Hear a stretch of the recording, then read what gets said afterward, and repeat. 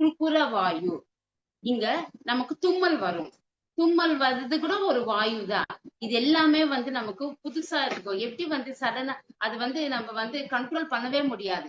எப்ப வரும்னு சொல்ல முடியாது. ஒரு நல்ல விஷயம் நடக்கும் போது அங்க தும்மக்கூடாதுன்னு நினைக்கும் போது அப்பதான் தும்மல்ன்றது நமக்கு வரும்.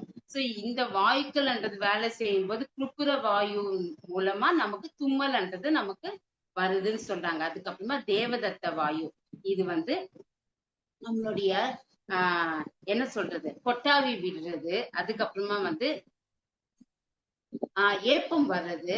இது எல்லாமே நமக்கு நடக்கும் இல்லையா? ஒரு நாள் கூட நமக்கு எங்கிருந்து இதெல்லாம் நடக்குது நம்ம சிந்திக்கவே மாட்டோம். இது எல்லாமே வாயுக்கள் மூலமா தான் நமக்கு கொட்டாவி விடுறது, அதுக்கப்புறமா ஏப்பம் விடுறது, இது எல்லாமே நடக்குதுன்னு சொல்றாங்க.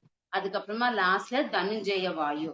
இது கர்ப்பிணி ஸ்ரீ ஒரு குழந்தைய பெறணும்னா நார்மல் டெலிவரி ஆகும் போது அந்த ஒரு ஃபோர்ஸ்ல அந்த வாயு தனஞ்சய வாயு மூலமா அந்த அந்த குழந்தை வெளியில வருது.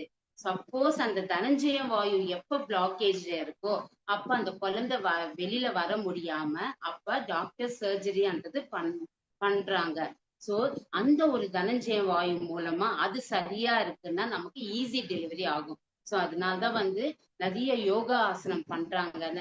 அங்க டாக்டர்ஸ் நிறைய பாடி ஆக்டிவா வைக்கிறதுக்காக யாரெல்லாம் பிரெக்னன்சியா இருக்காங்களோ அவங்களுக்கு வாக்கிங் போகணும், எக்ஸசைஸ் பண்ணணும். ஏன்னா நம்ம சாப்பிடுற உணவு ஜீரண சக்தி ஆகணும், எல்லா வாயுக்கள் ஆக்டிவேட்டா ஆகணும். அதனாலதான் இந்த தனஞ்சய வாயு மூலமா தான் நார்மல் டெலிவரின்றது இங்க நடக்குது.